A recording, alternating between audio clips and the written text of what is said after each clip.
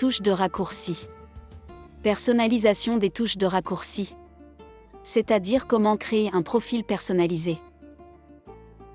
Le système lambda a déjà fourni deux environnements, le premier, comme dans ce cas, le mode texte, et le mode mathématique.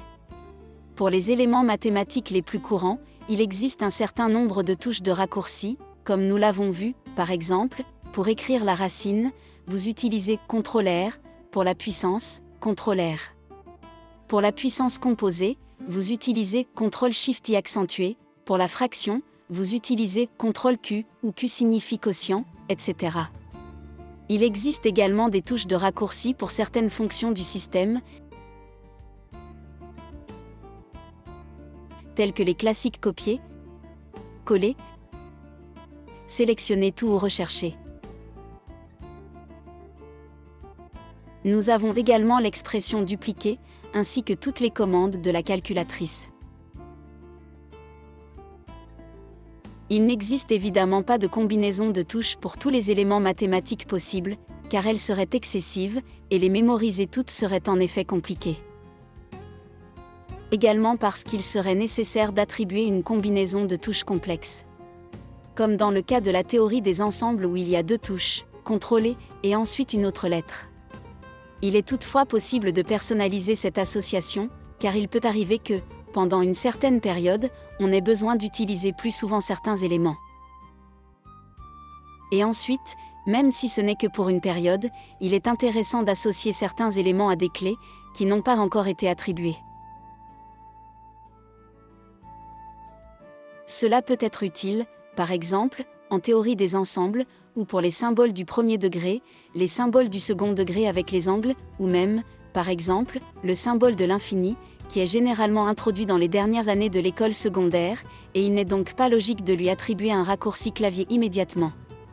Alors, voyons comment créer un profil spécifique, et ainsi ajouter une touche de raccourci parmi celles disponibles. Dans le menu, choisissez « Profil ».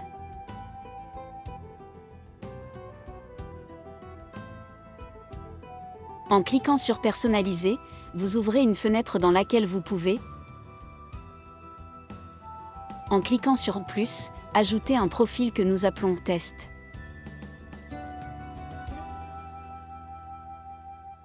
Il est important, dans le nouveau profil, de copier tous les profils précédents, c'est-à-dire les profils système.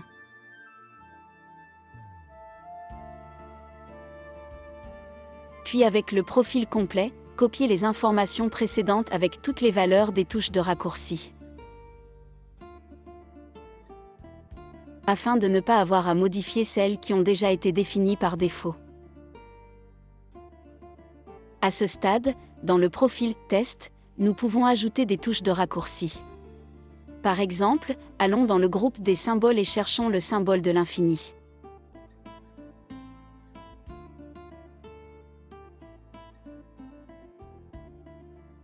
Pensons à l'association d'un CTRL-8 par exemple.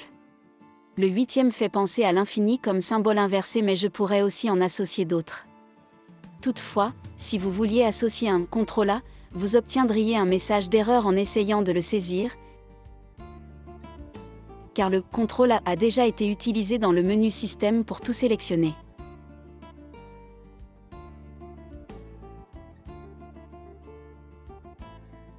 C'est important, car je n'ai pas besoin de modifier ceux qui sont déjà prédéfinis.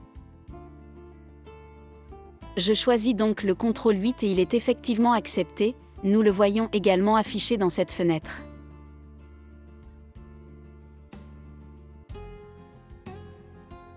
À ce stade, nous disons OK et dans le profil de test, si je tape le CTRL-8, j'obtiens le symbole de l'infini.